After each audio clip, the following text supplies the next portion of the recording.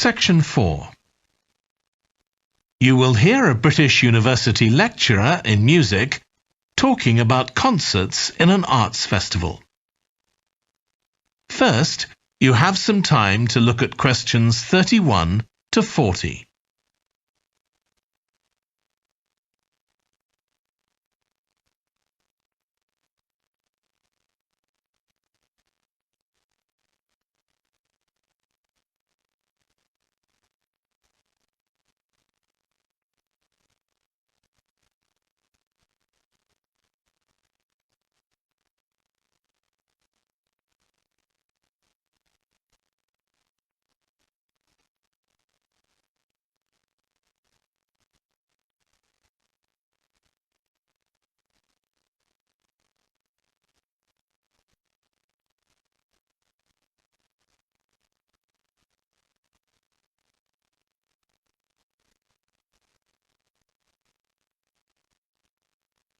Now listen carefully and answer questions 31 to 40. As you all know, the university is planning an arts festival for later this year, and here in the music department we've planned 3 concerts. These will be public performances, and the programme has just been finalised. The theme of the festival is links between the UK and Australia, and this is reflected in the music. Each concert will feature both British and Australian composers. I'll tell you briefly about the Australian music, as you probably won't be familiar with that. The first concert will include music by Liza Lim, who was born in Perth, Western Australia, in 1966. As a child, Lim originally learned to play the piano, like so many children, and also the violin. But when she was 11, her teachers encouraged her to start composing. She found this was her real strength, and she studied and later taught composition, both in Australia and in other countries. As a composer, she has received commissions from numerous orchestras, other performers, and festivals in several countries. Liza Lim's compositions are vibrant and full of energy, and she often explores Asian and Australian Aboriginal cultural sources, including the native instrument, the didgeridoo. This is featured in a work called The Compass. Her music is very expressive, so although it is complex, it has the power of connecting with audiences and performers alike. In the festival, we're going to give a semi-staged performance of the Oresteia. This is an opera in 7 parts, based on the trilogy of ancient Greek tragedies by Aeschylus.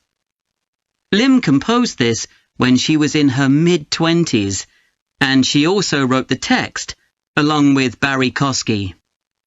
It's performed by 6 singers, a dancer, and an orchestra that, as well as standard orchestral instruments, includes electric guitar and a traditional Turkish stringed instrument. Lim wrote that because the stories in the tragedies are not easy to tell. The sounds she creates are also disturbing, and they include breathing, sobbing, laughing, and whistling. The work lasts around 75 minutes, and the rest of the concert will consist of orchestral works by the British composers Ralph Vaughan Williams and Frederick Delius.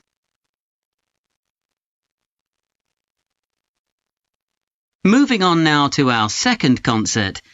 This will begin with instrumental music by British composers Benjamin Britten and Judith Weir. After the interval, we'll go to Australia for a piece by Ross Edwards, The Tower of Remoteness. According to Edwards, the inspiration for this piece came from nature, when he was sitting alone in the dry bed of a creek, overshadowed by the leaves of palm trees, listening to the birds and insects. The Tower of Remoteness is scored for piano and clarinet, Edwards says he realised years after writing the piece that he had subconsciously modelled its opening phrase on a bird call. Ross Edwards was born in 1943 in Sydney, Australia, and studied at the Sydney Conservatorium of Music and the Universities of Adelaide and Sydney. He's well known in Australia, and in fact, he's one of the country's most performed composers. He's written a wide range of music, from symphonies and concertos to some composed specifically for children. Edwards's music has been described as being deeply connected to Australia, and it can be regarded as a celebration of the diversity of cultures that Australia can be proud of. The last of the three Australian composers to be represented in our festival is Carl Vine.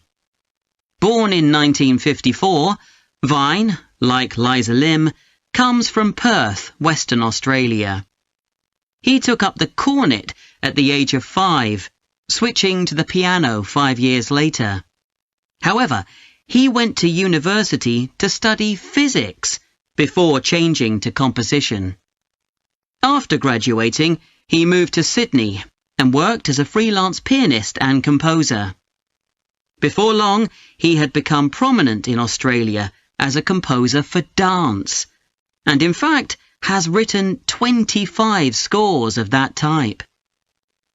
In our third concert, Vine will be represented by his music for the flag handover ceremony of the Olympics held in 1996. This 7-minute orchestral piece was of course heard by millions of people worldwide, and we'll hear it alongside works written by British composers Edward Elgar and, more recently, Thomas Adès. That is the end of section 4. You now have half a minute to check your answers.